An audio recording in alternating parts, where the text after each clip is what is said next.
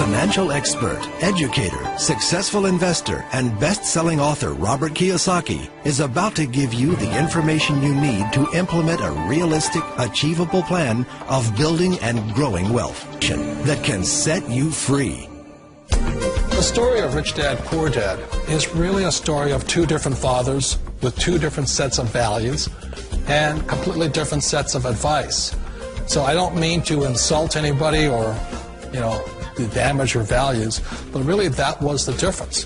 For example, my poor dad always said, go to school, get good grades, get a high-paying job, work hard, live below your means, save money, get out of debt, have a good retirement plan.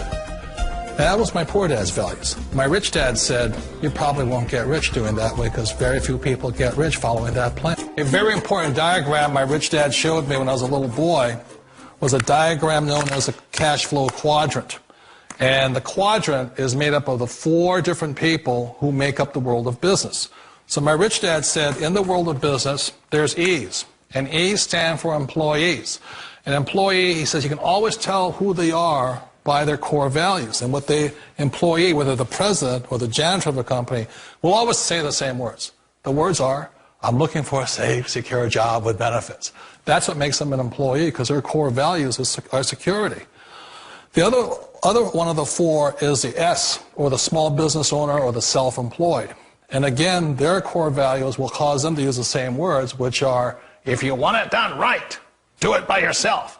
S means they're also solo. They're generally one-person act, or they operate by themselves.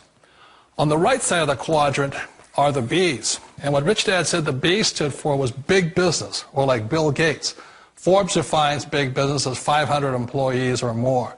And their words are different. They say, I'm looking for a good system, a good network, and the smartest people I know to help run my business. So they're unlike the S. They don't want to run the company by themselves. They want smart people to run their companies for them.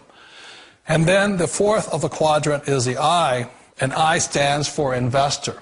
These are people who have money work hard for them. These people are people who have people work hard for them. And these are the people that work hard for the rich here. So early on in my life, it was my poor dad who always said to me, Robert, go to school and so get a high-paying job. And so my poor dad's core value was to be an employee. He wanted job security, promotions, a steady paycheck, and all this. And so it was my rich dad who said to me, he says, Robert, if you really want to be rich, learn to build businesses. It made more sense to him to work hard to build a business, something you owned, and something you could pass on for generation to generation to your kids. Whereas my poor dad said work hard, but my rich dad said, why would you work hard for something you'll never own and you can get fired from right away? Again, that was the difference in values. So my rich dad suggested I learn how to be a business owner and learn how to be an investor.